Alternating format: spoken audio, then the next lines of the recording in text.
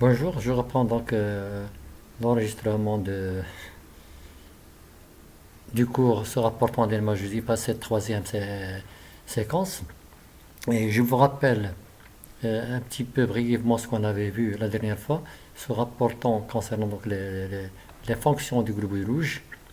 Donc nous avons vu que le globule rouge avait donc comme principale fonction le transport de l'hémoglobine et donc l'oxygénation, principe l'oxygénation du sang. Et grâce à l'hémoglobine, nous avons vu donc qui, qui pouvait donc transporter l'oxygène à 98% sous forme combinée à l'hémoglobine et le CO2 à 23% combiné à l'hémoglobine sous forme de carbhémoglobine. Donc le pigment principal quand on est dans l'hémoglobine, donc l'hémoglobine, joue un rôle très important. Il permet donc, il joue donc trois fonctions: transport de l'oxygène presque en totalité des poumons aux tissus, transport en partie du CO2 des tissus aux poumons, et puis il joue un rôle tampon qu'on a pu voir. Alors ce qui définit donc la fixation de l'oxygène à l'hémoglobine, c'est donc différents paramètres qui interagissent entre eux pour assurer donc une meilleure oxygénation des tissus, c'est-à-dire un transport, une fixation de l'oxygène au niveau des poumons et sa libération au niveau des tissus. Alors nous avons vu que ce qui permettait ça, suivant qu'on est du côté pulmonaire ou du côté tissulaire, c'est la pression partielle de CO2 qui va être le déclencheur soit de la fixation, avec bien sûr d'autres paramètres, soit la fixation de l'oxygène au niveau des poumons, soit sa libération au niveau des tissus. Donc nous avons vu qu'au niveau pulmonaire, l'affinité de l'hémoglobine pour l'oxygène est très élevée. Pourquoi? Parce que la pression partielle d'oxygène et CO2 est bas. La pression partielle d'oxygène elle est élevée. La concentration en H+, elle est bas. Et donc, un pH, elle est élevé. De même qu'au niveau donc, pulmonaire, nous avons vu que le quatrième facteur de 2,3-diphosphoglycérate, elle est très bas. Par contre, au niveau des tissus, nous avons vu que la pression partielle de CO2 augmente, est élevée, parce que le CO2 est produit par les tissus qui sont en activité, et en même temps, il y a production du 2,3-diphosphoglycérate, qui est un produit de dégradation, du glucose. Donc CO2 élevé, le CO2 va se combiner avec l'eau pour former l'acide carbonique. L'acide carbonique va donc se dissocier en ion bicarbonate et en ion H+. Donc l'excès de H+, il va être tamponné par l'oxyhémoglobine. Donc l'hémoglobine arrive au niveau du tissu chargé d'oxygène, sous forme d'oxyhémoglobine. Donc il va tamponner l'excès de H+, qui va se fixer à l'oxyhémoglobine, et en même temps il va la pousser à libérer son oxygène du fait de la diminution du pH. Et donc ceci va permettre donc de tamponner, maintenir le pH à l'équilibre 7,35. Donc une fois l'hémoglobine libère son oxygène, il prend donc le nom de désoxyhémoglobine. Alors l'hémoglobine devient donc très sensible, ou bien il présente donc une grande affinité pour les CO2. Et donc, il va fixer le CO2 au niveau tissulaire pour le transformer sous forme de carbhémoglobine. Donc, dans ces conditions-là, nous avons vu aussi que le bicarbonate va donc sortir du globule rouge pour être transporté sous forme de bicarbonate dans le sang. Et cette sortie de bicarbonate est compensée par une entrée du calcium. Ça, c'est au niveau pulmonaire. Au niveau tissulaire. Par contre, au niveau pulmonaire, nous avons vu donc, que la forte pression partielle d'oxygène va permettre d'augmenter donc, la saturation de l'hémoglobine à l'oxygène, et donc charger donc l'hémoglobine en oxygène qui va être transporté vers vers les tissus. Donc, la courbe que je vous ai présentée, je pourrais peut-être venir à la courbe, mais c'est pas possible, c'est un peu loin par rapport au diaporama. Donc, nous avons vu qu'il s'agit d'une courbe sigmoïde qui permet donc une meilleure oxygénation des tissus. Alors, je tiens à rappeler une petite chose concernant donc la planche 20, concernant donc la numération globulaire. La technique utilisée donc, se rapporte donc à l'utilisation de marqueurs spécifiques, soit de globules rouges ou de globules blancs. Pour le marqueur utilisé concernant le globule rouge, c'est le Marcano. Alors, le Marcano, il ne provoque pas l'hémolyse des globules blancs, mais il permet juste la fixation des globules rouges. Donc, par contre, le liquide Dayen utilisé, il permet donc la lyse des globules rouges grâce à l'acide acétique glacial qu'il contient à 1%, pour ne conserver que les globules blancs qui sont donc, et les colorer donc leur noyau grâce à la présence du bleu de méthylène. Donc c'est juste une petite rectification par rapport à ce qui a été dit. Donc il faut revoir la planche 20 et essayer de corriger ceci. D'ailleurs on en a parlé en TP.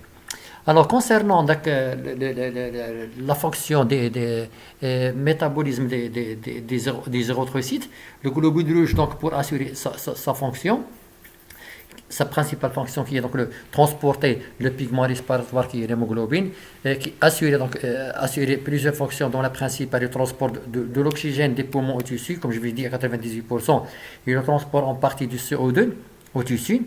Le globule rouge possède donc toutefois deux autres propriétés déterminantes afin d'assurer donc adéquatement sa fonction première. Il permet, c'est donc le maintien de l'état fonctionnel de l'hémoglobine grâce à un appareil enzymatique réducteur capable de lutter contre l'oxydation du fer hémoglobinique.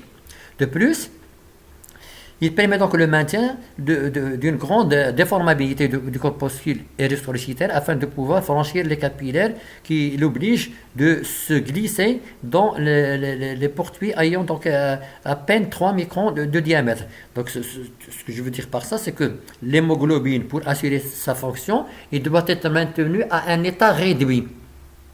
De même que le globule rouge doit maintenir sa capacité d'être souple et sa capacité d'être malléable, c'est-à-dire épouser la forme des canaux par lesquels il passe. Donc, sinon, il sera, la membrane, il va être fragilisée, il va donc éclater, il va être dévoré par les macrophages comme on va le voir. Alors, ceci est assuré grâce à un métabolisme érythrocytaire.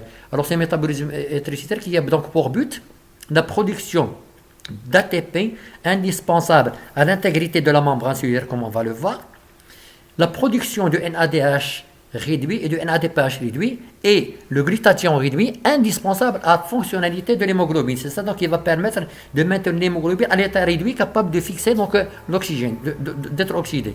De même, la production du 2,3-diphosphoglycérate qui régule l'affinité de l'hémoglobine pour l'oxygène. On a vu que l'augmentation de la concentration du 2,3-diphosphoglycérate au niveau de l'érythrocyte va avoir deux actions. Une action directe va se fixer sur les chaînes bêta de la globine et donc permettre donc, la diminution de l'affinité de l'hémoglobine pour l'oxygène, donc la libération de l'oxygène, mais de manière directe en diminuant le pH. Alors le globule rouge, au cours de sa formation, il a hérité de quelques enzymes, en particulier ceux de la glycolyse et certains enzymes de la voie des pentoses.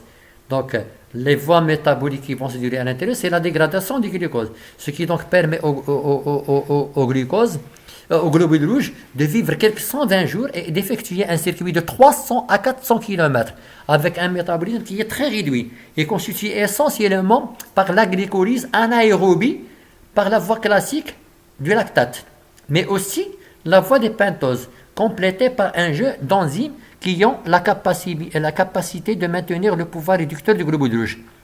Donc, pour assurer sa fonction, le globule rouge a besoin de produire des facteurs réducteurs NADH, NADPH et aussi de l'ATP pour maintenir sa membrane. Et donc, cela est assuré grâce à la présence dans le globule rouge d'enzymes de métabolisme, enzymes du glucose, soit par la voie de la glycolyse anaérobie, et ceci montre bien que le globule rouge, il transporte le glucose, l'oxygène, mais il ne le consomme pas, parce qu'il n'y a pas des enzymes qui permettent donc la dégradation complète du glucose. Il s'arrête juste uniquement au niveau de la voie de la pentose. Donc ce métabolisme, il va donc nous permettre la production de substances principales qui sont donc l'ATP pour le stockage d'énergie, le 2,3-diphosphoglycérate et un régulateur de l'affinité de l'hémoglobine qui est un régulateur d'affinité de l'hémoglobine pour l'oxygène, le NADH et le NADH réduit, le glutathion réduit, dont les rôles sont différents en fonction de ce qu'on va voir sur les planches. Alors, la dégradation du glucose va donc suivre deux voies, soit la voie des pentoses à 10% ou la glycolyse lactique. Cette voie lactique, il va permettre la production du NADH réduit et de l'ATP. Le NADH réduit, il va servir à la réduction de fer, de l'hème, suite à l'activation d'une méthémoglobine réductase principale. Et l'ATP, il va servir au renouvellement des lipides membranaires, au maintien de la forme biconcave, qui est assurée donc par la présence de spectrine, et à l'activation ou la fonction des pompes à sodium qui permettent donc le maintien de l'équilibre hydrolytique du globule rouge. Alors, la méthémoglobine est obtenue donc par l'oxydation de l'atome de fer ferreux de l'hémoglobine en fer ferrique. Alors, l'ion ferrique est incapable donc de transporter l'oxygène qui ne peut de fait être distribué au tissu. Donc cette méthémoglobine doit être réduite pour que le fer soit à l'état ferreux, capable donc de fixer l'oxygène. Donc à la différence de l'ion ferreux qui crée une liaison réversible avec la molécule d'oxygène, permettant ainsi la libération de l'oxygène et l'oxygénation des tissus. Son taux normal de cette méthémoglobine chez un sujet sain est de 1 à 2% par rapport à l'hémoglobine totale. Donc il doit être tout le temps réduite. Et cette réduction donc, est assurée par le pouvoir recteur qui est donc le NADH ou le NADPH réduit qu'on va l'avoir qui est produit par la voie de pentose. Donc la réduction de la méthémoglobine se fait donc par la production aussi par la production du NADPH réduit suite à la dégradation du glucose par la voie des pentoses. Alors ce pouvoir réducteur donc va activer donc la méthémoglobine réductase accessoire pour donner donc la méthémoglobine de l'hème sous forme réduite avec un fer ferreux. Mais aussi il va donc activer donc la transformation du glutathion en glutathion réduit dont le rôle est de protéger la globine et les protéines structurales. Donc, le maintien de la glutathion à l'état réduit est très important et se fait par le pouvoir réducteur que présente le NADPH réduit. Le NADPH réduit produite par la voie des pentoses va permettre la transformation du glutathion oxydé en glutathion réduit pour assurer donc la protection de la globine et les protéines membranaires.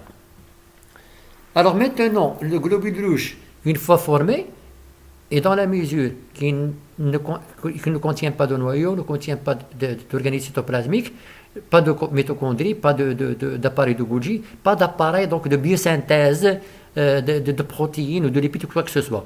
Donc au cours de sa vie, le globule rouge va subir des modifications et des altérations irréversibles qui conduisent à son vieillissement et à sa destruction. Donc le vieillissement commence par une diminution de l'activité enzymatique qui se traduit par une résorption, un désordre métabolique dans la mesure où les enzymes ne peuvent plus être resynthétisés ou biosynthétisés. Donc, on va avoir des désordres métaboliques. Alors, les voies métaboliques fournissant donc de l'énergie et le pouvoir réducteur se trouvent donc bloqués et cela se répercute sur la membrane du globule rouge. sur l'hémoglobine et les globules rouges finissent donc par être retenus dans les capillaires et être phagocytés dans le cytoplasme des macrophages. C'est donc par les modifications de la composition des lipides membranaires que le globule rouge perd donc sa souplesse et sa déformabilité et sa membrane devient fragile et finit par être décomposée dans le cytoplasme des macrophages. Donc une fois qu'il ne pourra plus resynthétiser ces protéines membranaires et ces lipides membranaires, la membrane ne va plus être souple, il va être fragile, il va être rigide, il va donc être dévoré par les macrophages. Et que deviennent donc les composantes de l'hémoglobine? Donc le destin de ces constitutions d'hémoglobine, le fer va être réutilisé par l'hématopoïèse, la globine va être dégradée en aminoacides sans destin particulier, c'est-à-dire qu'ils vont servir à d'autres biosynthèses de protéines.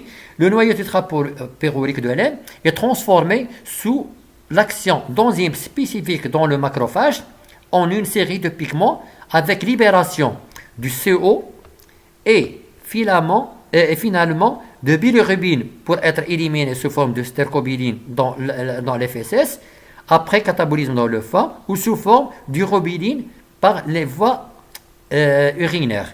Comme vous pouvez le voir sur ce schéma récapitulatif, vous avez donc le macrophage qui va s'attaquer à l'hémoglobine, mais je préfère revenir sur l'autre schéma qui montre donc quand même la cellulité. Mais de toute façon, c'est le même schéma. Vous avez donc l'hémoglobine. L'hémoglobine, donc, il va être dégradé en fer, et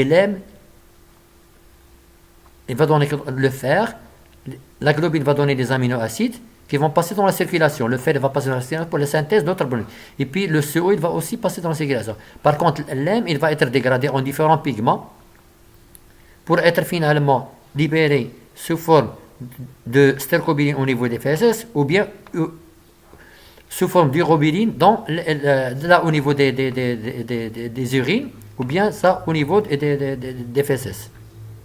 Plutôt c'est l'inverse.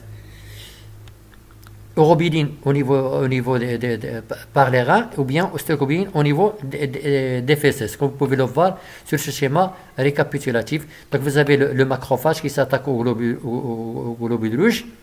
Le globulin donc va être dégradé en aminoacides, l'hème en fer et en transformé en pigment dans le foie. Donc cette succession de transformation de bilirubine va donc permettre donc sa libération sous forme d'urobiline ou de stercobiline au niveau des fesses. Le fer, on voit qu'il va donc intégrer donc la voie de synthèse d'autres globules rouges. Vous avez en rouge la voie sanguine et en vert la voie biliaire. Alors, on va passer donc aux globules blancs, qui sont les leucocytes. Alors, à la différence des globules rouges, les leucocytes constituent donc une population hétérogène, tant au point de vue morphologique que fonctionnel. Il ne contient pas d'hémoglobine et possède un noyau lobé et des granulations. Ce sont donc des unités mobiles du système de défense de l'organisme. Ils sont formés dans la moelle osseuse et dans les tissus lymphoïdes, mais ils sont ensuite transportés dans le sang vers les différentes parties du corps et en franchissant donc la paroi vasculaire des vaisseaux par diapédèse et en migrant dans les tissus vers les régions d'inflammation, permettant donc ainsi une défense rapide et efficace contre les agents infectieux. Donc, à retenir, c'est des cellules nucléées, contient des noyaux multilobés. Ils sont capables de franchir la paroi capillaire par diapédèse, c'est-à-dire infiltration. Vous aurez donc un schéma à la fin de ce diaporama. Et ils sont capables d'être mobiles. Ils vont donc migrer vers les zones d'infection et s'attaquer aux microbes, s'attaquer donc au corps étranger par phagocytose. Donc ce sont des propriétés qu'on va voir qui vont permettre donc aux globules blancs d'assurer leur fonction. Alors comment peut-on reconnaître les globules blancs les unes des autres? Dans la mesure où il y a 5 types de globules blancs. Alors on peut les reconnaître selon le type de fonction de défense qu'ils remplissent. Par exemple, la phagocytose est observée dans le cas des granulocytes et des monocytes. La production d'anticorps ou d'immunité cellulaire il est assuré par les lymphocytes et les plasmocytes. On peut également les classer selon leur lieu d'origine.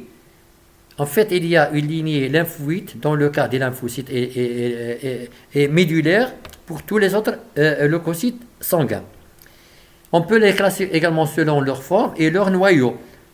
Ils vont présenter différents types de noyaux, des noyaux polynucléaires ou des noyaux mononucléaires.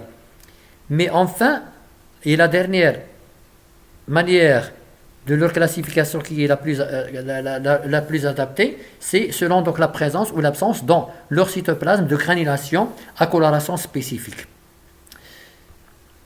Et là, ça nous permet donc de classer les granulocytes des cellules non granulocytes. Alors habituellement, donc, c'est la taille et le type de granulation qui nous permettent de distinguer donc catégories principales. Donc il y a d'un côté les agranulocytes dont les granulations ne sont pas visibles au microscope optique, ils sont petites, ils ne se colorent pas. Et là, ils sont de deux types. On peut rencontrer le type 1, des lymphocytes de taille 7 à 8 microns, mais avec un rapport noyau sur cytoplasme très élevé. Autrement dit, le cytoplasme occupe presque la totalité de la cellule. Et puis il y a les monocytes qui sont un peu plus grands, 14 à 19 micromètres, avec un rapport noyau sur cytoplasme très bas. Alors les monocytes, sous cette forme de monocytes, se servent donc du sang uniquement pour se rendre au tissu dans lequel ils grossissent et se différencient en macrophages. Donc les monocytes vont évoluer au cours de l'émigration en macrophages qui vont donc assurer la fonction de phagocytose. Deuxième type, les granulocytes ou polynucléaires qu'on va symboliser par un grand P, de taille de 10 à 10 microns, avec un noyau multilobé, avec des lobes on peut avoir 2 à 5 lobes, et dont le cytoplasme contient de nombreux lysosomes et des vésicules sécrétrices ou granules dont les différentes propriétés permettent de distinguer trois types. Alors, le premier type, les polynucléaires eosinophiles avec une taille de 10 à 12 microns et qui réagissent aux colorants acides qui apparaissent rose clair et dont le noyau se présente sous deux formes de lobes reliés par un petit pont, comme on va voir sur le schéma et sur les figures. Les polynucléaires basophiles donc réagissent aux colorants basiques tel le bleu de méthylène. Leur noyau est bilobé et en forme de S. Et les polynucléaires neutrophiles qui sont plus grands et qui apparaissent violets avec un noyau méthylobé qui présente 2 à 6 lobes réunis. On peut également rencontrer un sixième type qui est donc le sixième appelé les plasmocytes. Les plasmocytes sont donc les lymphocytes qui vont se transformer en plasmocytes qui vont donc synthétiser des anticorps. Alors comme vous pouvez le voir sur ce frottis, image de frottis sanguin, on peut donc détecter ou reconnaître les globules rouges, les plaquettes et les différents types de leucocytes. Vous avez les lymphocytes qui occupent donc la totalité du cytoplasme. Ils sont plus petits que les monocytes qui sont plus grands, mais avec un rapport noyau-cytoplasme plus bas par rapport à celui-ci. Vous avez les polynucléaires basophiles avec deux noyaux bilobés. Vous avez les polynucléaires neutrophiles et les polynucléaires basophiles avec noyaux avec deux lobes et avec un pont qui les sépare. Et celui-ci sous forme de S. Alors, les polynucléaires neutrophiles, on les reconnaît par l'abondance de particules ou bien de lobes de leur noyau. Alors, donc, ce frottis, il permet donc d'établir, comme je vous l'ai dit, frottis sanguin permet d'établir le pourcentage.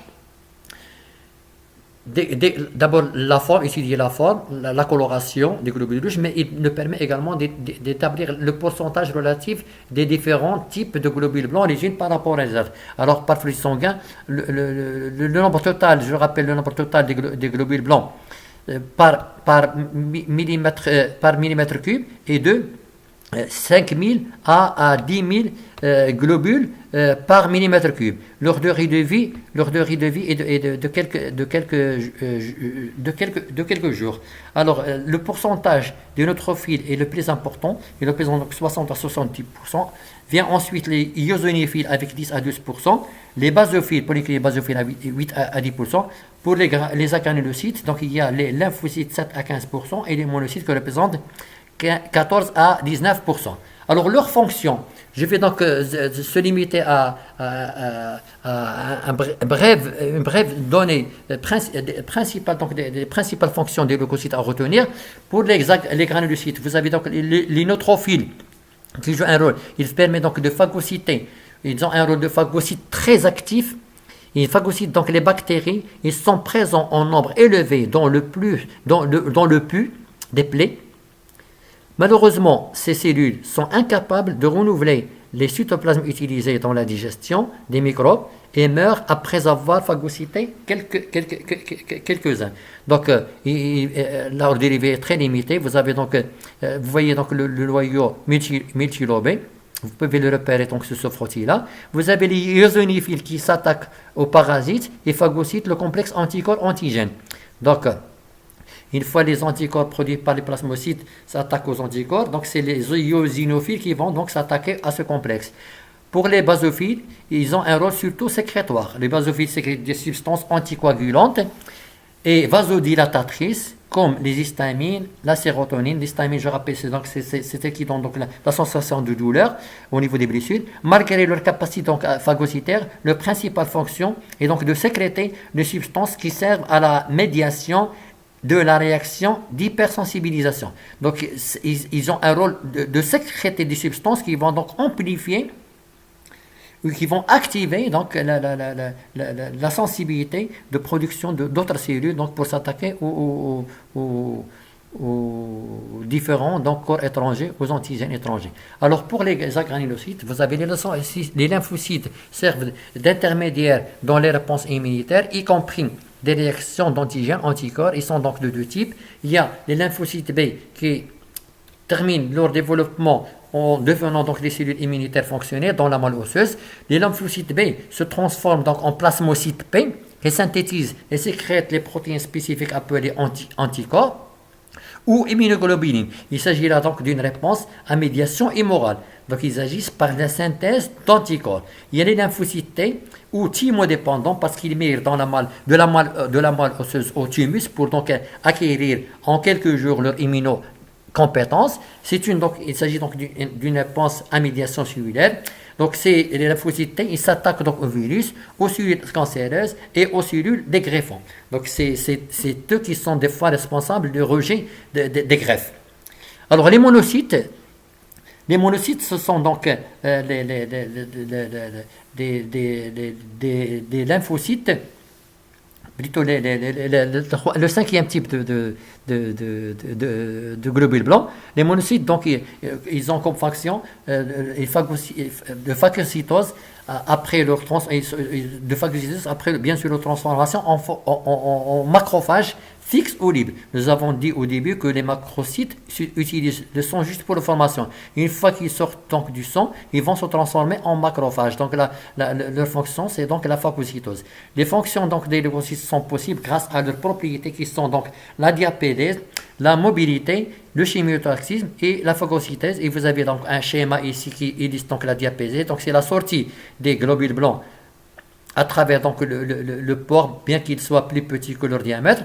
Et une fois donc dehors, ils vont donc migrer vers les cellules, vers les zones infectées. Ils vont donc par phagocytose s'attaquer donc au corps étranger qui vont donc digérer par leur sécrétion. Passons donc aux plaquettes rapidement. Alors les plaquettes ou thrombocytes, ce sont donc de très petites cellules dépourvues de noyaux. Ils ont donc un noyau, ils ont donc une taille de 1,5 à 2 micromètres de diamètre, circulant dans le sang et qui ont un rôle majeur dans la coagulation du sang et la réaction inflammatoire. Leur durée de vie est de 2 jours. On peut donc distinguer au sein du cytoplasme quelques granulations qui peuvent être différentes. Certains sont denses et constituent donc des réserves de stockage de substances importantes dans la formation de plaquettes. Donc, ils contiennent des granules de sécrétion qui ont des rôles bien particuliers qu'on va voir. Donc, des fois, ils servent même à la stimulation, la stimulation, donc, comme on va le voir, de la synthèse d'autres plaquettes. Alors, de quoi il est formé? Comment il est formé les plaquettes? Elles sont formées donc à partir donc des hémocytoblastes, cellules souches, qui va donc subir plusieurs divisions, mais sans qu'il y ait division de cytoplasme. Il n'y a que le noyau qui va se diviser. Donc, au fur des divisions, il va subir donc des différenciations. Donc, vous avez les mégacaryoblastes, il va donc donner pro-mégacaryocytes, et finalement, le mégacaryocyte, au niveau du mégacaryocyte, des membranes vont s'entourer, vont donc donner des compartiments cytoplasmiques pour donner donc une plaquette. Voilà. Donc les membranes ils vont entourer donc de contenu cytoplasmique pour former donc les plaquettes. Alors des membranes donc compartimentent donc le cytoplasme du mégacaryocyte, puis la membrane plasmique se fragmente, libérant les plaquettes ou thrombocytes. Alors les stades intermédiaires n'ont pas été représentés, mais juste pour que vous ayez une idée sur ce que c'est, comment est formée donc une plaquette. Alors le rôle ou la fonction des plaquettes, ils interviennent surtout dans le phénomène de l'hémostase. L'hémostase, donc, c'est l'ensemble des mécanismes qui permettent l'arrêt des saignements lors de la rupture ou de la section d'un vaisseau. Donc c'est-à-dire l'arrêt de l'hémorragie, pour empêcher également les thromboses. Les thromboses, c'est lorsqu'il y a formation d'un caillou, il peut donc se déplacer et boucher certains vaisseaux. Ça peut même être néfaste. Alors ce phénomène d'hémostase comporte donc trois étapes: l'hémostase primaire, l'hémostase secondaire et la fibrinolyse. Dans l'hémostase primaire, il y a donc deux phases. La première phase qui est le spasme vasculaire qui dure 3 à 5 minutes. Et la deuxième phase qui est l'agrégation des plaquettes avec formation d'un clou plaquettaire. Le spasme vasculaire, c'est donc une réaction réflexe qui conduit à une vasoconstriction.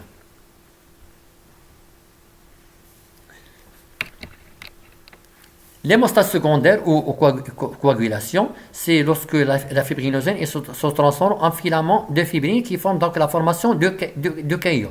Et la dernière étape, c'est la fibrinolyse qui va permettre à la circulation de se rétablir. Donc une fois que la cicatrisation est faite, alors les plaquettes sont capables, ou les zones lésées, sont capables de sécréter des substances qui vont activer la transformation de la plasmine, donc une enzyme appelée plasmine, à partir de la plasminogène inactif. Donc, sous l'action d'activateurs sécrétés par les tissus des vaisseaux lésés, les plasminogènes se transforment en plasmine active qui va donc provoquer la lyse du caillot. Donc, fibrinolyse, comme je vous dis, c'est la lyse de la fibrine sous l'effet d'une enzyme appelée la plasmine qui provient donc de l'activation de plasminogène.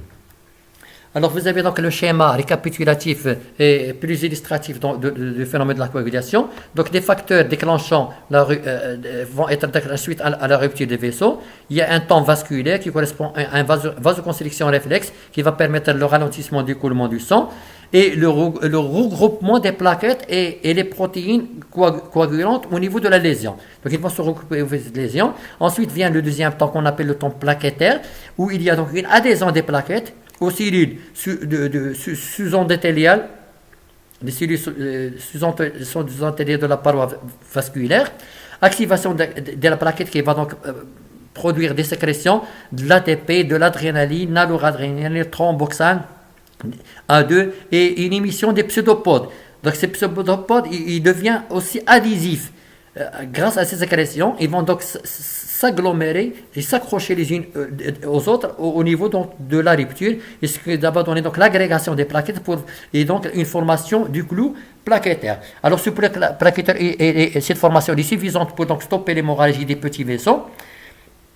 Donc, elle est nécessaire, mais insuffisante pour les gros vaisseaux. Pour les gros vaisseaux, il faut quand même qu'il y ait établissement de la deuxième phase, qu'il y a donc l'hémostase secondaire, qui assure donc la consolidation du caillou.